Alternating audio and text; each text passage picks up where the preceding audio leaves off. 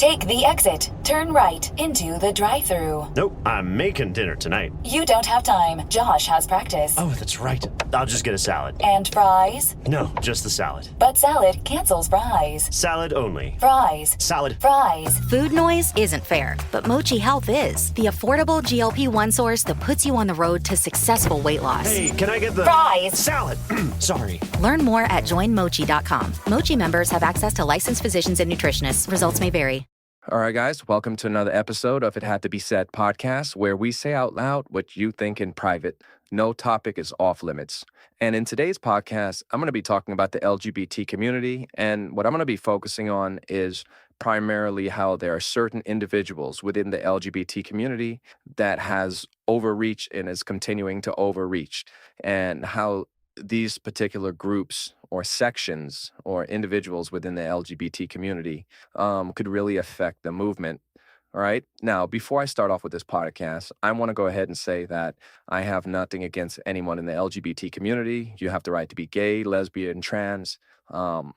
It's not a problem. You have the right to, you can be bi. That's what the B stands for. Lesbian, gay, bi, and trans, right? It's your right. It's your prerogative. Myself, my mother is a part of the lesbian community. So as my two sisters. And I'm not saying because my mother's a lesbian, my two sisters are lesbians, that gives me the right to speak on this.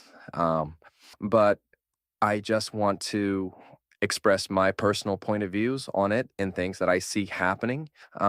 Since certain things have been implemented or being pushed, these things are coming from within the LGBT community. All right. I just want to start off by saying that. Now, the LGBT community as we know it has, well, not as we know it, but the LGBT as we know it today, just kind of really started in the past decade or so, like 2-3 decades. I say about 2-3 decades because in the 70s, they had this movement for the LGBT community. Gay people have always been around. Gay men have always been around. Alexander the Great, he was reported to have a gay lover. All right. The Spartans, the Greeks, they had sex with their squires. Unfortunately, back then there was younger guys. The lesbian community has always been around. The bi community has always been around from the beginning of time. It's, during certain periods in history, men being with men was something that was accepted. Women being with women, it was something that was done behind closed doors, but something that most men lust after. So being bi has always been something that has been around since the beginning of time. Now, the trans situation, that's something that's recently happened because of medical breakthroughs, but there's always been cross-dressers, men dressing as women and women dressing as men. This is nothing new. It's just that in modern society, it was not something that was really accepted and done openly. And the LGBT community pushed for that, and they got what they wanted. And there's nothing wrong with that. They got what they wanted. The LGBT community was welcome into society. They can do what they wanted to do outside in public. They had their flags. They had their banners. But what happened was it became a thing of overreaching where, the first thing I wanted to talk about was this, we, they, damn stuff, right? So it became a situation where a person can say, well, I identify as a we, I identify as a dem, I identify as a woman. And the LGBT community really pushed this. And when they pushed this, they never really thought about the possible consequences of pushing things like this and trying to get these things to be accepted by society or making them laws. And what I mean by that is if somebody can simply walk in and say, if somebody could just simply say, I identify as a woman, you're a man, you have a full-grown mustache, you haven't taken any shots, you're not in the process of doing any transitioning or anything like that, but yet you can say you identify as a woman, and because you say you identify as a woman, you can use women facilities as far as bathrooms and public spaces, or go to a woman's gym and take a shower in a woman's locker room. I don't think that was thought about, like how sick this world is and how sick some people are. So if you try to implement that, for society to accept that, and for businesses to implement that, and for the government to accept that, who you think is being put at risk? It's not going to be the men put at risk. It's really going to be the women. because what happens is, and I mentioned this on my previous podcast before, which is men are the ones that are chasing women, right? So women don't chase men. Men lust after women. So if you tell me that I can simply say I identify as a woman and I can walk into a woman's locker room at a gym and watch women change or shower in the gym with women, and I'm a full grown man, and there's no rules that says, well, you could say you identify as a woman, you can say you identify as a cat, it doesn't matter, but you cannot use women facilities or try to use women facilities or get the same perks as women because you haven't done the transition. Guess what's going to happen? All these guys with beards, mustache, chest hair, and everything, a lot of them are going to try to go in there and try to, use the same bathroom as women, try to go to the same prisons as women. And matter of fact, we had a case like that where the guy, he basically, he got arrested for rape. He knew he was going to do some time. And then right before his case, he started the transition piece and said, well, I identify as a woman, did not get his part removed, or it didn't transition. And then when they put him into a woman's prison, guess what he did? He had female inmates pregnant, and that's the thing about it. When any group of individuals, they ask for something, they have to think about, they cannot just sit there and just think about themselves and say, well, I want this as a group of, as our group, or as a community, we want this, and not think about how it's going to affect everybody else around them, or try to put certain things in place to make sure that everyone, even people that are not part of that group, are also protected and nobody's taken advantage of. So you see, you're never going to get everything that you want. You always got to be able to sit there and say, look, not everybody's going to be happy. Not everybody's going to get 100% of what they want. And I think with the LGBT community, when they implemented that part, they really put a lot of women at risk. And we see that happening a lot, where a guy will be like, well, I don't want to stand in the long lines because there's a long line at the men's bathroom. So I'm going to go to the women's bathroom and just say I identify as a woman, and what could you do about it? Now society is starting to come around. They started to realize how crazy it was. And they're starting to put, like stops to this, because think about this. If you have if you have a younger sister, right, and your younger sister goes to use the bathroom, and then you have, when she's in there using the bathroom, you see a grown male come out of that same female restroom, you're not going to be sitting there like, oh yeah, he identifies as a woman. No, you're going to be sitting here like, what the heck is going on? Like, is my younger sibling or my younger child, are they safe? Because there is a grown man who just walked out of that bathroom, and you're not going to know. So I think when they were asking for that and they were trying to push that narrative, they didn't think about the overall consequences that can happen to society and how it could really affect women. The second part about this that I talked about with the overreaching, and we just think not real. I think not only with the overreaching, but I also think we're just not thinking about how this could affect primarily women again, is, saying that transgender men that transition into women are women, and so therefore, if you give them that category of women, what's happening now is you're basically saying they can compete in women's sports. And when that happens, you have to think about this. Men are typically, by nature, they're built stronger, bigger, faster than women. So even if you're a man and you transition into a woman, right, even if they try to lower your level of testosterone, biologically, you're still stronger and faster than most women in most cases. And so you're not really going to see many, or if any, women that are transitioning, or many, I would say many, you wouldn't see many women that transition into men and then they get into men's sports, because more than likely they're going to be dominated, or they probably wouldn't even qualify because of the parameters that need to be met, right? Now, if you're born a biological male and you transition into a woman and you join a women's sport, you'll not more than likely dominate that sport. And that's what we see a lot happening here. We recently had a case where a male who transitioned into a woman, he went and he became a bodybuilder. He was actually a bodybuilder before, and he joined the women's bodybuilding competition. And he beat out a woman who worked her entire life for that championship and worked very hard, and he beat her. And of course he's going to beat her. His body mass, his muscle mass, his physique it's going to be much better than a woman's physique when it comes down to bodybuilding. You see that happening in wrestling. Men are joining biological men that transition into women. They're going ahead and they're joining a wrestling team and they're wrestling women. And this is not at a professional level. We're talking about high school.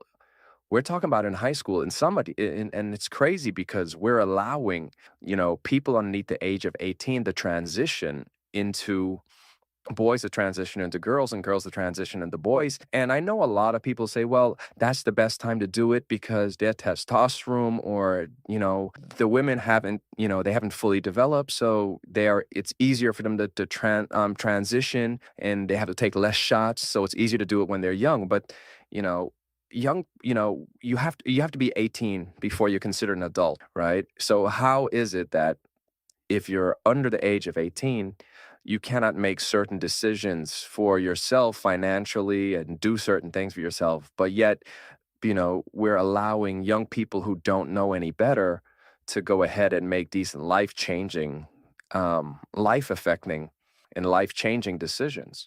I think this is something that they should at least wait until a person's 18 and a person say, well, I want to do this. And if you do it, then you do it on your own. As an adult, it's not a parent agreeing with a child who's probably just following trends or has been manipulated and doesn't even know better. Because when I say manipulated, I'm not necessarily just saying that the person, somebody's whispering in the air, but the person, because, as a child, they could be sitting there watching television, they could be watching a show, see the movie, or just hear things that's happening. And they feel like, oh, I want to do that. And they make that decision, and later on in life, you hear them say, look, like, why would my parents allow me, a 14 or 15-year-old, to make this decision? Like, and they're stuck in a horrible place because now their minds are fully developed and they had a chance to really experience the world. But if they make that decision at 18 on their own, they have no one else to blame but themselves. But that's a whole nother topic. But the fact that, you had so many, men that transition into women and they're joining these women's sports and they're dominating them, and it's really affecting women's sports. Now, what is the answer for that? Should they have a separate league just for transgenders? Maybe. I'm not sure what the answer to that is, but I think that's something that needs to be visited because women are really being affected by a lot of this. It's not really a lot of men that's being affected by that, but it's really women. The other thing that I want to talk about is, okay, you can be and this is not, and once again, I'm not talking about everyone in the LGBT community. I'm talking about this group of individuals, which is probably a small group, but unfortunately, the loudest people in the group is the ones that are going to be heard. And even though this may be a smaller group in the LGBT community, they are the loudest and they're being heard. So there's there's a lot of, I think about like 4 or 5 years ago, you saw not a lot, I won't say a lot, but you saw transgenders, like males who transitioned into females. You saw a lot of killings and shootings for that. And when you heard about it, it was always because they were dating someone, or they went on a date with a person, or somebody approached them, and then they end up getting shot because the person ended up finding out they were transgender.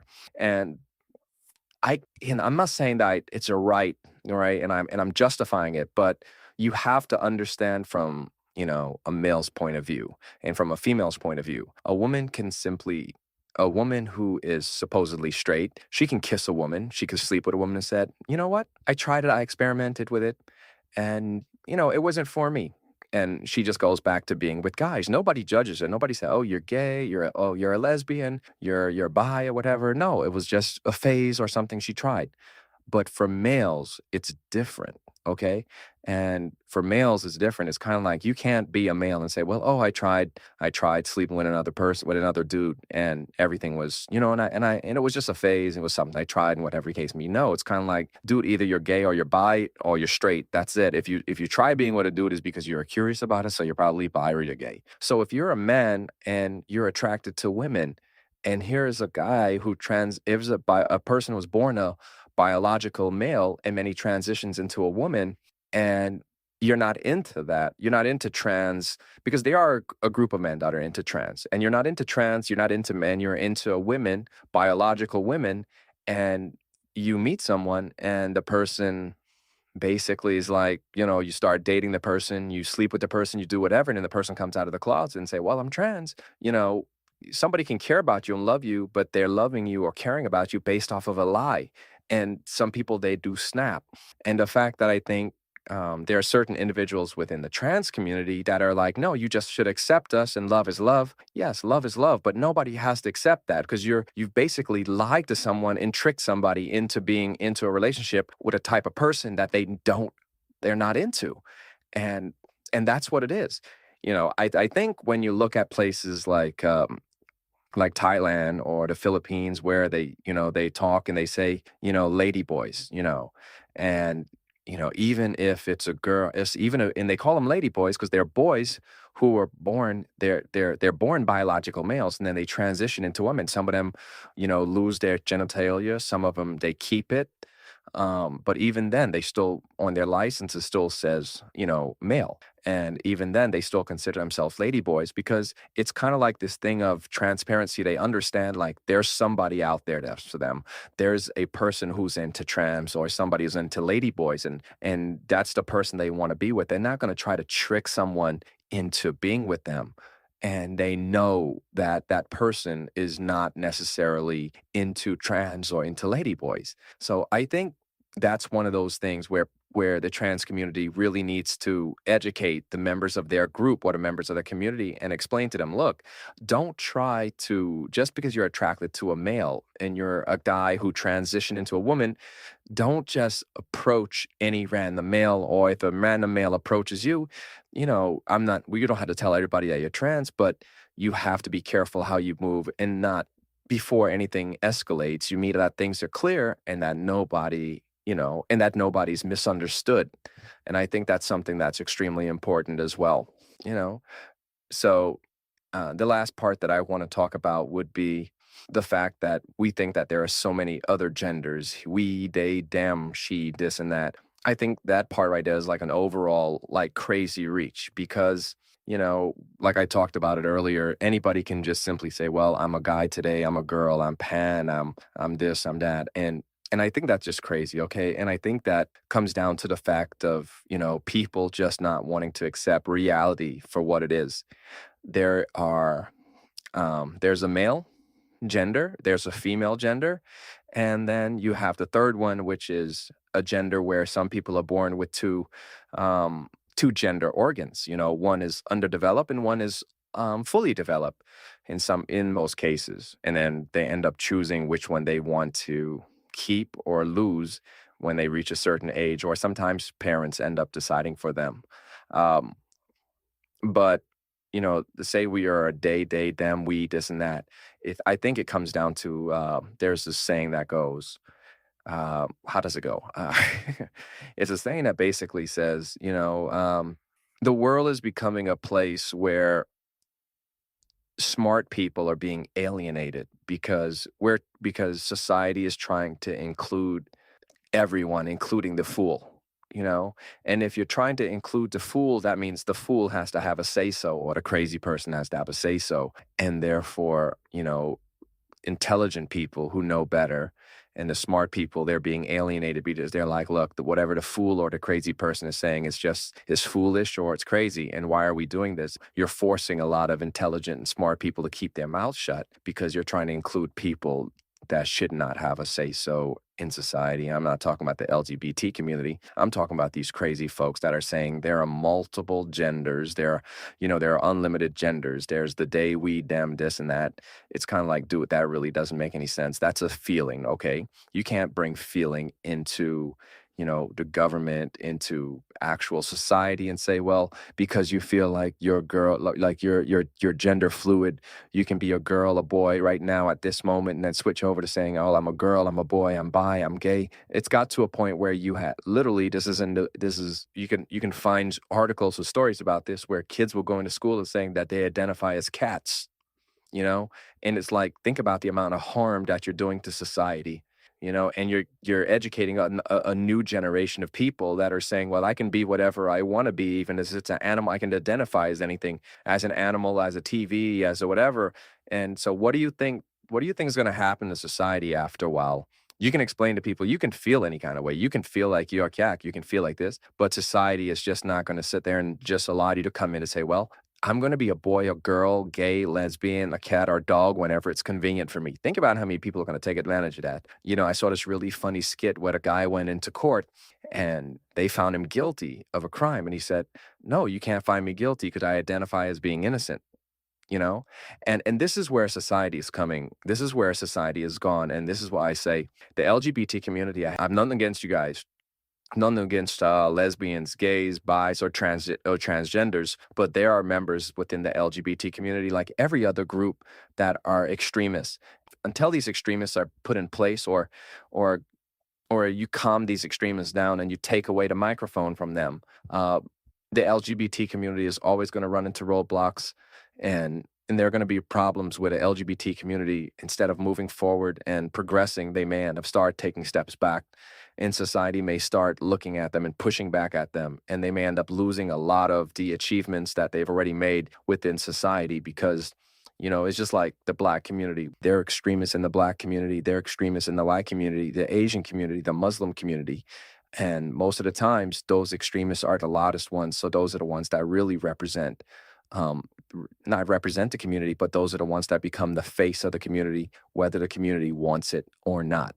That's all I want to say in regards to this particular topic.